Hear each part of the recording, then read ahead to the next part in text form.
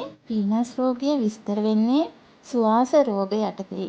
පීනස් රෝගයේදී නිතර කිව්සුම් පිටවීම, සොටු දියර ගැලීම, ඇස් නාසය කැසීම ආදී රෝග තත්ත්වයක් ඇති වෙනවා. මේ බෝවන රෝගයක් නෙවෙයි. මේ රෝගය නොසලකා හැර කල් පැවතීමෙන් ඇදුම වෙන රෝග අකලට කෙස් පැසීම ඇතිවිය හැකියි. පීනස් රෝගයේදී ගඳ සුවඳ දැනෙන්නේ නැහැ. ආයුර්වේදයට අනුව නාසා රෝග 31ක් පවතිනවා. පීනස යනු ඉන් එක් වර්ගයක්. පීනස් රෝගයේ ප්‍රභේද 18ක් තියෙනවා. ඒවා තමයි මේ. දිය පීනස නාසයෙන් සොටු ගලනවා. ගඳ පීනස නාසයෙන් දුගඳ හමනවා. ලය පීනස හතිය ඇති කරනවා. වා පීනස හිස රද ඇති කරනවා. පිත් පීනස උණ ඇති වෙනවා. සෙම් පීනස නිතර සෙම ඇති වෙනවා. ශීතල දැනෙනවා.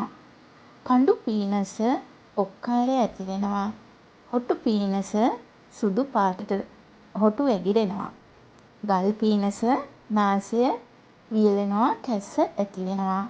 නාග පීනස හිස ගිනියම් වෙනවා. ශ්වේත පීනස නාසයේ මස්දළු ඇති වෙනවා.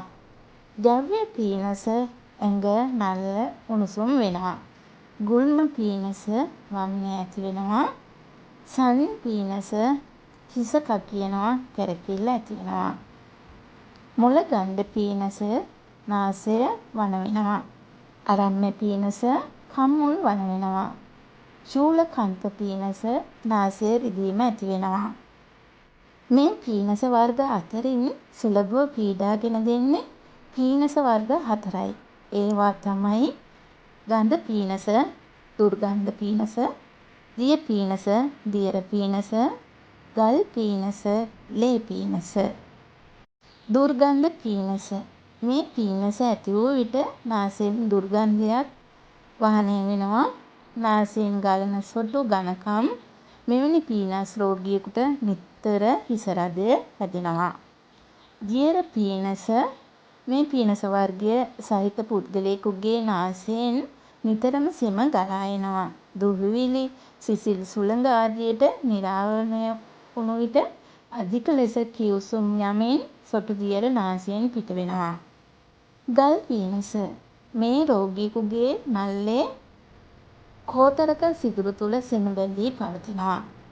ඒ නිසා නල්ල ප්‍රදේශය වටා අධික ලෙස වේදනාවක් හටගන්නවා. ලේ පීනස.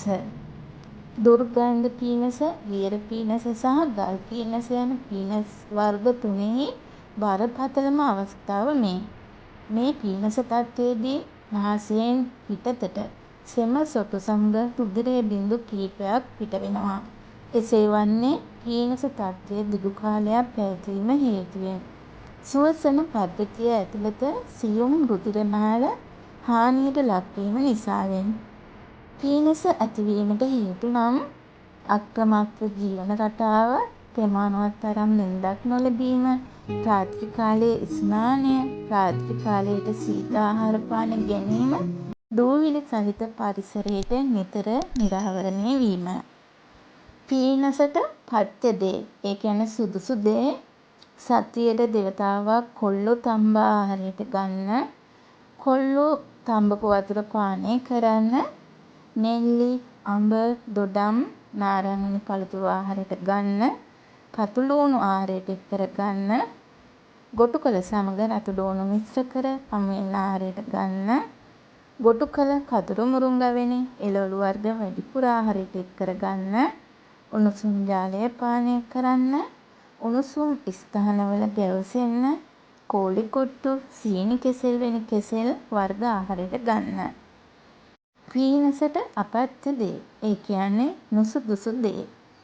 සීතල ජලය ස්නානය, රාත්‍රී කාලයේදී වම්බටු, මුං ඇට, කොස්, නිවිති, කැකිරි, පිපිඤ්ඤා, බණ්ඩක්කා, ඇඹුල් කෙසෙල්, ඇඹුම් ආදී සීත ආහාර ගැනීම, සීතල ජලය පානය කිරීම, තැඹිලි පානය කිරීම, මල මුත්‍රා වේග දැරීම, දුම් දූවිලි ඇති ස්ථානවල ගැවසීම, බල මාළු, ඉස්සන්, දෙල්ලන්, කකුළුවන්, තක්කලි, අල්නැසි වෙන ආහාර ගැනීම.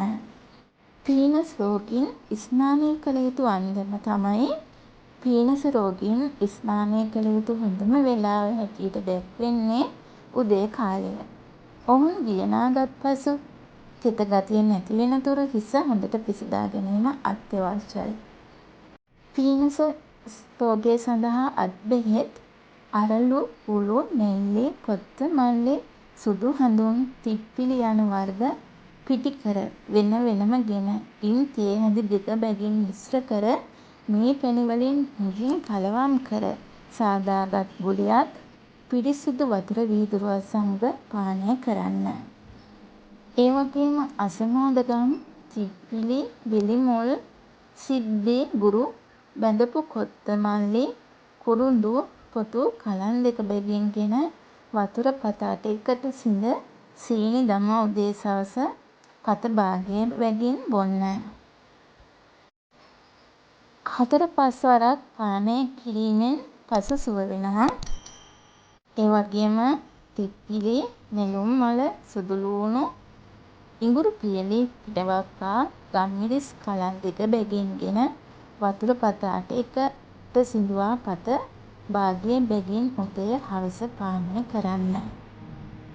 ඒ වගේම තමයි රස කිඳ වියලි ඉඟුරු, තිප්පිලි, අරලු, පිටවක්කා මුල්, මිදි කලන් 2 බැගින් ගෙන පත 8 එකට සිඳුවා පත භාගය බැගින් සීනි මේ පැණි දමා උදය හවස පානය කරන්න.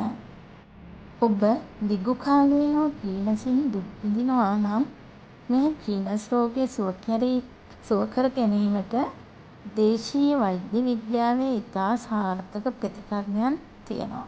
පීනස සඳහා ලබා දෙන ඖෂධයන් වල මාත්‍රාවන් හරිහැටි දන්නේ වෛද්‍යවරුන් පමණයි. පළපුරුදු දේශීය වෛද්‍යවරයෙකු හෝ ආයුර්වේද වෛද්‍යවරයෙකු හමුවේ ප්‍රතිකාර ලබා ගන්න. එහෙමනම් ඉතින් මං ගිහින් එන්නම්. තවත් වීඩියෝවකින් අපි හමු වෙමු. සුබ දවසක්.